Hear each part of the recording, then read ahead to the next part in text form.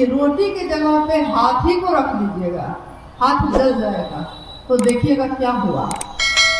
तो देखते हैं कि अरे रोटी की जगह पे हाथी को रख दिए हैं। यानी अपने शरीर की सुध-बुध भी हो जाती है जब अस्थाई शिष्य भाव आ जाता है। इसलिए है जरूरी कि थोड़ा सा कमी बनी रहे ताकि महादेव तुम बने रहो, क्योंकि तुम्हारे साथ मिल जाएंगे। अस्थाई तो हो सकता है, तुम चाहो तो क्या नहीं हो सकता। कीम न सिद्धते भूतले, हे महादेव क्या ऐसा है इस भूतल पे जो तुम चाहोगे तो नहीं सिद्ध होगा। सब कुछ हो सकता है, अस्थाई शिष्य भाव भी हो सकता है, शिव हो सकते हैं, शिव हो जाते हैं हम लोग। लेकिन शिव भोग और मोक्ष दोनों देते हैं। साहब की ही लिखी हुई पंक्ति है शिष्यानुभूति में, वो शिव भोग और मोक्ष दोनों देते हैं। साहब ने एक दिन पूछा, रांची में हम लोग बैठे थे, साहब ने पूछा कि आप लोगों ने शिव को अपना गुरु माना है, क्यों माना है, क्या भोग और मोक्ष के लिए माना है। तो किसी ने कहा कि हाँ, किसी ने कहा नहीं। साहब ने कहा कि ये बताओ महादेव का शिष्य कौन होता है। महादेव का शिष्य यानी कि महादेव का आदमी, यानी कि महादेव का गण, महादेव के लोग। और महादेव का लोग जो होगा उसका मिजाज भी तो महादेव के जैसा बना रहेगा। तो भोग हो तो भोग लेगा, मोक्ष हो तो ले लेगा, लेकिन ना तो मोक्ष के पीछे भागेगा, ना तो भोग के पीछे रोने बैठेगा।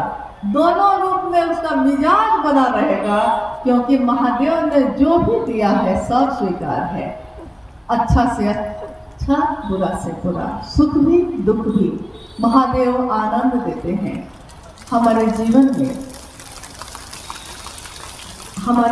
में सुख है, दुख है।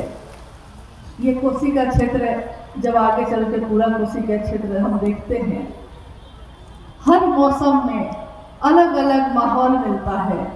कभी बाढ़ आ जाती है, कभी पानी घर घर चला जाता है, नाव से चलते हैं हम लोग। लेकिन यहाँ भी हमारे जीवन में ऐसे ऐसे चमत्कार होते हैं। जैसे अभी हम लोग जब 2 तारीख को हम लोग खगड़िया से बेगूसराय आ रहे थे, रास्ते में कुछ गुरु बहनों से भेंट हुई। एक गुरु भाई ने कहा, उसमें अपनी अनुभूति बताने लगे वो, और खोजने लगे कि अरे वो गुरु बहन यहीं पे थी अभी। तो मैंने उनसे पूछा कि बात क्या है, सो ना बताइए। उन्होंने कहा कि महादेव कैसा कैसा दया करते हैं। देखिए ना, पिछली बार क्या हुआ कि वो गुरु बहन चर्चा में गई हुई थी और खेत में आग लग गई।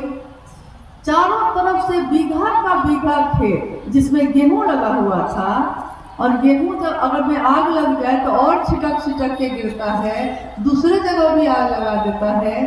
सारे खेत जल गए और इसका 5 कट्ठा में जो गेहूं था वो बचा रह गया।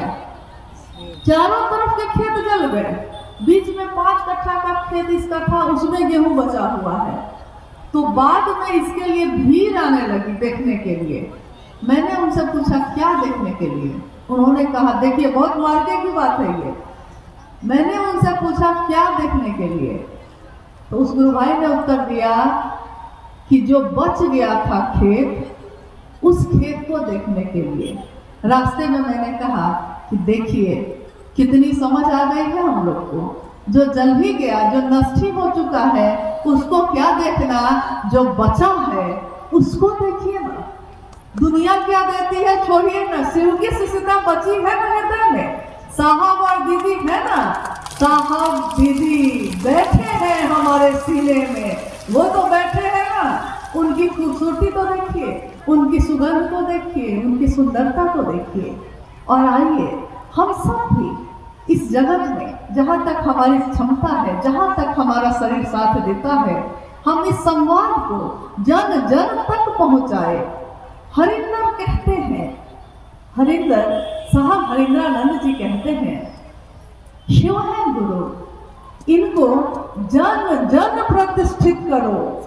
जन जन व्यक्ति को मत देखना कि वो अमीर है कि गरीब, मत देखना कि वो कुरूप है कि सुंदर। वो जीवित है, वो जीव है, जन जन प्रतिष्ठित करो, जर्रे जर्रे के शिव हो गुरु, सैलाब ऐसा ही लागोगे तुम। ये साहब की वाणी है। उन्होंने कहा शिव शिष्यता एक जागरण है, प्रचार की जरूरत इसको नहीं है, ये तो हवाएं काम कर जाती हैं। जागरण है, हर व्यक्ति के दिल में वो शिव जग गया है। तभी तो आज लोग कहते हैं शिव को गुरु मान के हमने क्या पाया? हमने वो पाया है जो इस दुनिया में आज तक किसी ने नहीं पाया। एक बच्चा, उसको कुछ भी दे दीजिए वो चुप नहीं होता जब तक कि उसकी माँ नहीं आती है। तो हमने उसको पाया है जिसको पाके ये जग इधर आया है। हम तो उसको पाके बैठे हैं, उससे ज्यादा आप क्या चाहिए? कोई कहे कि महादेव चाहिए कि भोग और मोक्ष चाहिए, तो क्या कहेगा महादेव का चेला? आप बताइए क्या कहेगा? क्योंकि एक दिन साहब ने हम लोगों से ये पूछा था कि महादेव का चेला क्या दुख से पागल हो जाएगा? क्या महादेव का चेला सुख में बौरा जाएगा? भोग और मोक्ष दोनों रखे हैं और शिव खड़े हैं आपके वहां, आप किसको चुनिएगा?